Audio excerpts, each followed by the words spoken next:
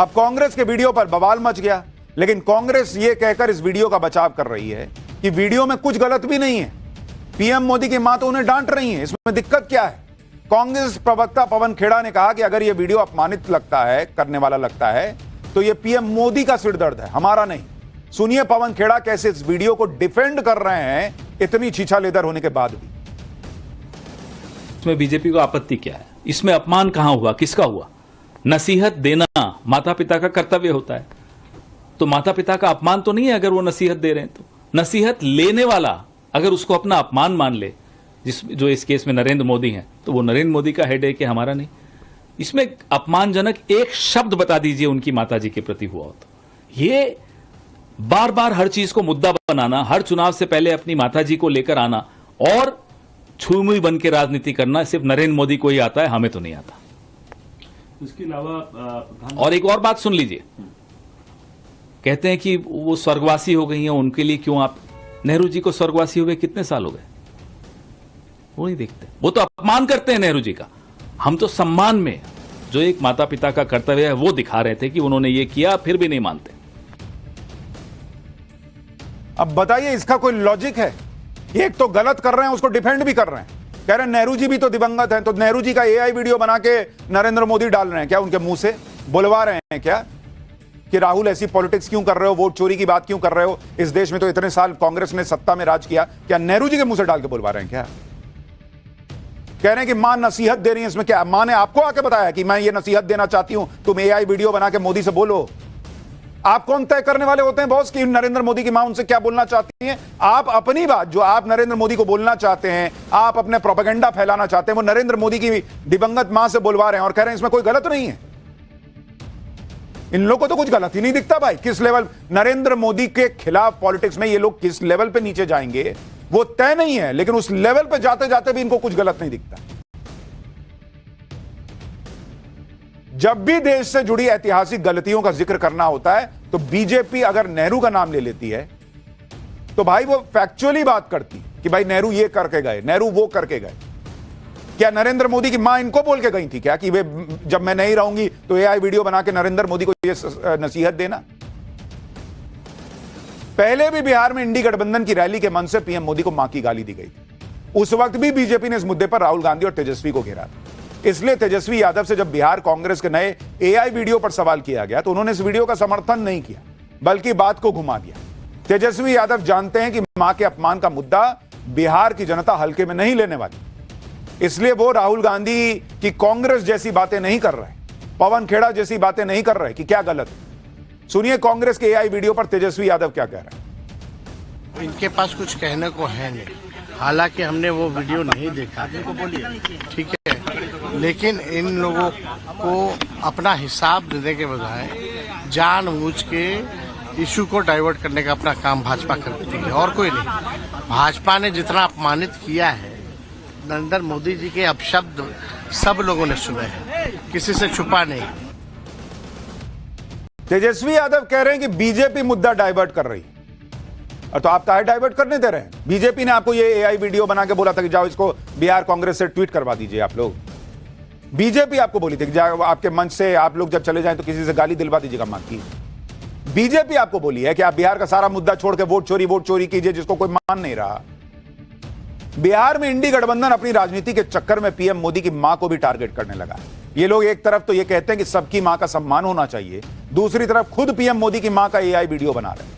इंडी गठबंधन को तो इस बात से भी दिक्कत है कि पीएम मोदी अपनी मां का पिंडदान क्यों कर रहे हैं। ऐसा कहा जा रहा है कि पीएम मोदी बिहार के गयाजी में अपनी मां हीराबेन का पिंडदान करेंगे और उनकी आत्मा की शांति के लिए पूजा पाठ करेंगे। लेकिन कांग्रेस नेता कह रहे हैं कि हिंदू धर्म में पितरों का पिंडदान एक बार होता है। जब बड़े भाई ने माताजी पिताजी का पिंडदान 7 मई 2023 को कर दिया है, तो मोदी फिर से गयाजी जाकर 17 सितंबर को माताजी का पिंडदान क्यों कर रहे भाई? जिस दिन पिंडदान हो रहा था उस दिन कर्नाटक में रोड शो क्यों कर रहे थे भाई? सोशल मीडिया पर कांग्रेस नेता यही सब बातें कर रहे हैं। बिहार से पूर्णिया से निर्दलीय सांसद पप्पू यादव कह रहे हैं कि पीएम मोदी राजनीति के लिए, बिहार चुनाव के लिए मां के पिंडदान का इस्तेमाल कर रहे हैं। सुनिए जरा इनको, फिर आपको सच बताता हूं पिंडदान का। और अब प्रधानमंत्री जी एक बार मां का इस्तेमाल किए, अब पिंडदान में मां का इस्तेमाल कर रहे हैं, जबकि पिंडदान बड़ा बेटा करता है, छोटा बेटा नहीं करता है। और पिंडदान एक बार ही होता है, एक बार तो माँ बाप का पिंडदान हो गया परिवार की तरफ से, तो अब राजनीति के लिए क्या इतना नैतिक स्तर गिर जाए? आप हमें बताइए। माँ को भी आप राजनीति में और सियासत में घसीटिए। अरे माँ तो भगवान के समकक्ष है भाई। गरीब का माँ हो, अमीर का हो, सीएम का हो, पीएम का हो, माँ तो माँ है ना। इंडी गठबंधन वाले इस बात को मुद्दा बना रहे हैं कि जब मोदी की मां का पिंडदान हो गया है तो फिर वो गया में पिंडदान क्यों करने जा रहे हैं। हमने पिंडदान वाले मुद्दे पर गया के उन विद्वानों से बात की जो कर्मकांड और पिंडदान की शिक्षा देते हैं शिक्षा। हजारों लाखों लोगों का उन्होंने पिंडदान कराया है। उन्होंने क्या बताया आपको सुनना चाहिए, क्योंकि गया जी में लाखों लोग आते हैं पिंडदान करने। विष्णुपद मंदिर है, वहां पर जिस तरह से पिंडदान होता है उसके बारे में आपको सुनना चाहिए कि पिंडदान क्या एक ही बार हो सकता है या एक बार से ज्यादा बार भी हो सकता है। कहीं और पिंडदान का महत्व क्या है और गया जी में पिंडदान का महत्व क्या है। एक बार पिंडदान कर दिया तो क्या दोबारा पिंडदान हो ही नहीं सकता। आप सुनिए कर्मकांड और पिंडदान की शिक्षा देने वाले विष्णुपद मंदिर की वैदिक पाठशाला के राजा आचार्य गुरु जी इस बारे में क्या बता रहे हैं। गया तीर्थ क्षेत्र में एक बार नहीं अपितु कई बार ही पिंड प्रदान हो सकता है। शास्त्रों में नियमानुसार गया तीर्थ आकर के अगर पुत्र अपने पूर्वजों के उत्तम लोक की प्राप्ति हेतु पिंड प्रदान करते हैं, उन सभी के पितरों को मोक्ष प्राप्ति, वैकुंठ लोक की प्राप्ति हो जाती है। सनातन परंपरा के मानने वाले लोग गया तीर्थ में सैकड़ों बार आकर के पिंड प्रदान किए। अब एक बारी गया तीर्थ आए, हमने श्राद्ध पिंड प्रदान इत्यादि किया और पितरलोक मोक्ष चल गए, दोबारा नहीं करना, ऐसा कहीं भी कोई भी लिखित नहीं है। ये सिर्फ एक भ्रामक है। लोग भ्रम फैला रहे हैं। जिनके पास अल्प ज्ञान है वही सब इस विषय इस बातों को बोलते हैं। गया तीर्थ में आप अनेक बार ही आ सकते हैं। आप जितनी बार आएंगे गया तीर्थ उतनी बार आपके पिता, पितामह, प्रपितामह, माता, पितामह, प्रपितामह सभी आपके पहले ही गया आकर के आपका इंतजार करते रहते हैं। हमारा पुत्र हमारे उद्धार के लिए पुनः गया आ रहा है। वो क्या होता है ना, पितरलोक क्या होता है कि अनेक लोग अलग अलग लोकों में रहते हैं। ये तो गया तीर्थ आप जितनी बार आएंगे एक एक इनका पायदान ऊपर बढ़ते जाता है। मतलब एक एक लोक वो और ऊपर चलते जाते हैं। और वो जब भी पुत्र गया आकर के श्राद्ध कर्म करता है, उनके माता पिता उन्हें तथास्तु वरसिद्धिरस्तु कुलाभिवृद्धिरस्तु वंशाभिवृद्धिरस्तु, तुम्हारा वंश का उद्धार होते रहे, कुल का उद्धार होते रहे, ऐसा पिता माता आशीर्वाद देते हैं। यानी गया जी के विष्णुपद मंदिर से जुड़े हुए आचार्य जो इस पूरे मामले में कांग्रेस के किसी भी नेता से कहीं ज्यादा ज्ञान रखते हैं, वो खुद कह रहे हैं कि एक बार नहीं कई बार पिंडदान हो सकता है। वो खुद बता रहे हैं कि हजारों लाखों लोग कई बार पिंडदान करने आते हैं, क्योंकि गया में पिंडदान का जितना महत्व है उतना महत्व कहीं और पिंडदान का नहीं। कहीं और पिंडदान तो कर सकते हैं, लेकिन गया जी जाकर पिंडदान करना सबसे महत्वपूर्ण पिंडदान होता है, सबसे बड़ा पिंडदान होता है। इससे आगे हमारे यहां कर्मकांडों में कुछ और नहीं होता।